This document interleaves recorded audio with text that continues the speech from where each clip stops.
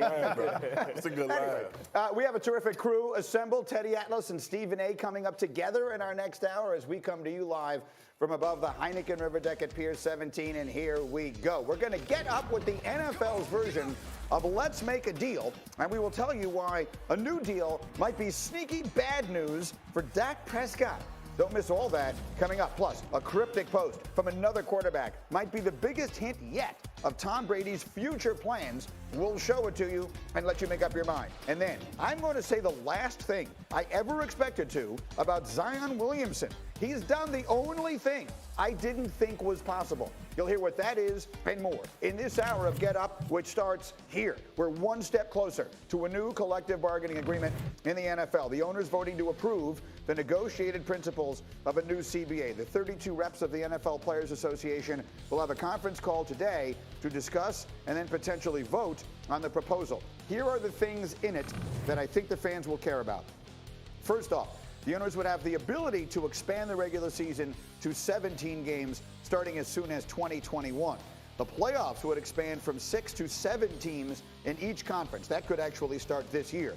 Player revenue would increase, could go all the way to 1.5% increase if they do go to 17 games. It would be about $5 billion going to the players.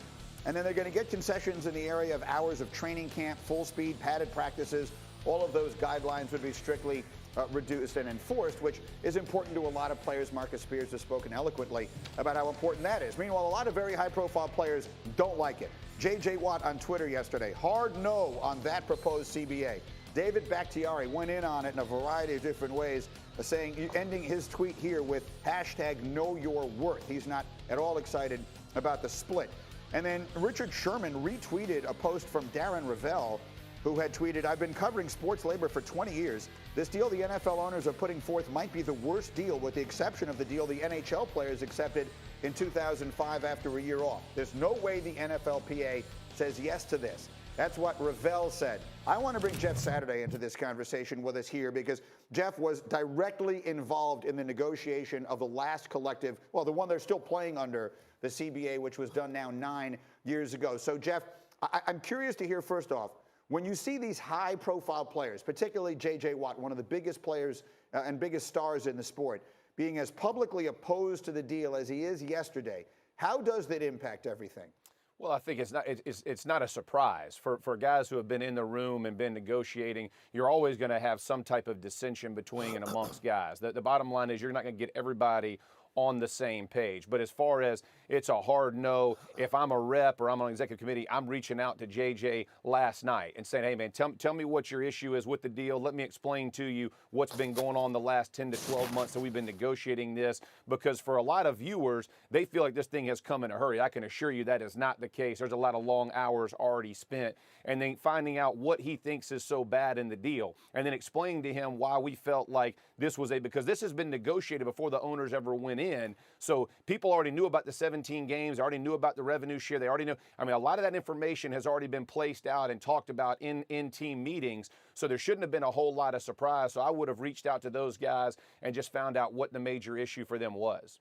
In your opinion, Jeff, as one who has been in the room and understands the issues as well as anybody, is it a good deal for the players, what's on the table right now? It's a good deal. And listen, I've looked at this thing. I was looking at, and I don't know every single detail at this point, but the ones I have looked, I feel like they've improved in almost every area. At the end of the day, player health and safety has improved. You're talking to the minimum salary is going up $100,000 next year. So what does that mean? That means over 50% of the players are going to be impacted because most guys are minimum salary guys. When you split it up, you're putting money down to the lower portions. You're adding roster spots. You're adding activation roster spots on Sundays, practice squad spots. So there's a lot that have been put in there. Commissioner discipline that has been an issue is going to be addressed. There's going to be a third-party arbitrator in that.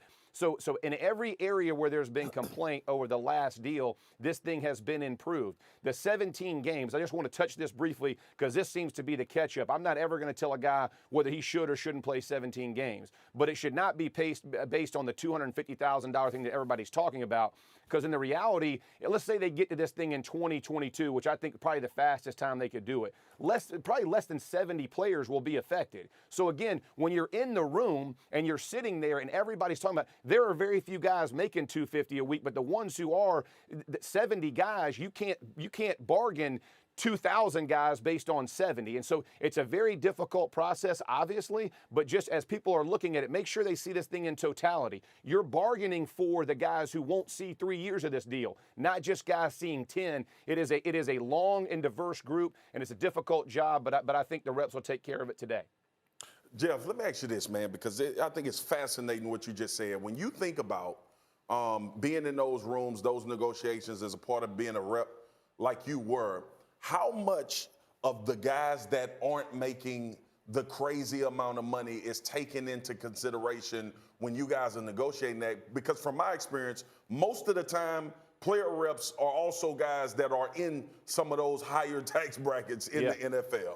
Yeah, it was unique for me, right? So I was an undrafted rookie free agent, man. I didn't make any, quote, money until my 5th year in the league. I think I'd been to a Pro Bowl before I ever really made money. And so those are the guys that you ultimately have to fight for. When you talk about NFL and the game of attrition, most guys are 3 or 4 years in or out. And so as you're talking about guys who are looking at this deal, that's who you have to fight for. You have to fight for the floor guys, the guys who are, who are trying to make it to that upper echelon of money. But at the end of the day, if you concentrate on those guys and the improvements on those guys and practices and health and safety and all those things, and then life after football, you're doing a much better job. At the end of the day, guys who are going to make big money, you and I know are going to make big money, right? Yeah. So, but you have to fight for the guy who doesn't have a voice. That's why you're hired, or that's why you're elected as a rep. Can I say this too? And J.J. Watt, I think, obviously is a brilliant player, and he's done extraordinary things. But the reason that the National Football League Players Association never wins anything like this, if you go back to '87 when they actually struck, the biggest stars crossed the line. That's right. And they're done. So when the biggest star, one of the biggest stars in the league immediately posts, I'm a hard no on this, Jeff, what impact does that have on anyone's ability? I'm just envisioning all the owners seeing that and thinking, see, we've got them exactly where we want them. Yeah, when you sit back in the room, this is what you go. Men, it's one voice, right? I appreciate what J.J. Watt as a football player. I appreciate what he does every Sunday. At the end of the day, this is bigger than just J.J. Watt. Everybody gets a vote. Everybody gets an equal vote. And so you try to disseminate as much information, educate as many guys as you can on what's good and what you love about the deal and what you don't like about the deal. And you're open and honest. And at the end of the day, they all get a vote. You do not want one guy or 3 guys or 5 guys swaying this thing. And I'll be honest with you, it's not as difficult as you think, because when you get on true calls, and I've been on these calls, when you call guys, their wives are on speakerphone, Greeny, like they're sitting down going, my husband can't sit out 2 and 3 years. We can't, I mean, it's great if you got $100 million in the bank. Most guys don't have that. So when everybody's talking about that, and Dominique Foxworth and I talk about this all the time, everybody is really bold. But man, when it comes to rubber meet the road, there are a lot of guys who step back and are sheepish. Unless you're all in, for real all in, and we're not playing games, this deal is a good deal. And you just have to come to the realization of, what does this really look like? Again, I'm not telling anybody to take a deal or not take a deal. I think it's a good deal. If I was a rep, I could take this thing to them. But at the end of the day, one guy cannot sway your decision. Jeff, that's so well done. Thank you so much, because your perspective on this is something we really were looking for today. Thanks a million for jumping in here. And Marcus, I would love you just to share a story you told me this morning about how when you guys were going through the labor stuff, what some of the younger players would come up to you and say. Listen, man, it was, first of all, the amount of money that we see scroll across ESPN when guys sign contracts, that is 5% possibly of the entire league. Right. When you talk about life-changing money. These young guys, on a daily basis, practice squad guys that don't get game checks, that are not making as much money as people. Hey, Mark, we're going to get this deal done, because if I get locked out, I'm going to have to go try to figure out if I have to get another job. They're trying to forecast being out of football for a year or possibly 2 years. That ain't the guys that are negotiating. And not to take anything away, that's why I asked Jeff, how much are those guys involved when you're talking about it? They are not represented. Practice squad guys are not player reps. Lower tier money guys are usually not player reps. They're not in these rooms to voice that, hey, man, I can't afford to sit out 15, 16 months from football. And look at this. Raises for practice squad players to $10,500 a week. They have practice squad players now eligible for tuition benefits and 401k. Yeah. That stuff matters to telling people, you, man. right? Exactly. It's not going to grab headlines. I think if there were not a 17-game provision in this deal, then there wouldn't be this much controversy over it. I think that's the toxic element that players really don't like, and I don't think you'd be hearing from the J.J. Watts and Leonard Fournettes if it weren't for that particular aspect. Also, to your point there, it's important for, you heard Jeff say it, and myself, it's important for us to say, it's not my responsibility to tell you to take a deal. Right. But we've been in that climate, and we know that you can push it to a point where that 5% will be okay, and you'll have 95% of the other guys like, I can't believe The we in most this valuable position. piece of that information I got from Jeff was a guy like J.J. Watt, if you don't like the deal, then speak to your player rep. Let him explain to you everything that's going in the negotiation table, and then maybe you will understand better how this might be don't do it out a good loud. deal. Exactly. Don't do Before it out loud. shoot out a tweet, talk to your player rep, and then get the knowledge and understanding of what the deal is really about. Yeah, you know,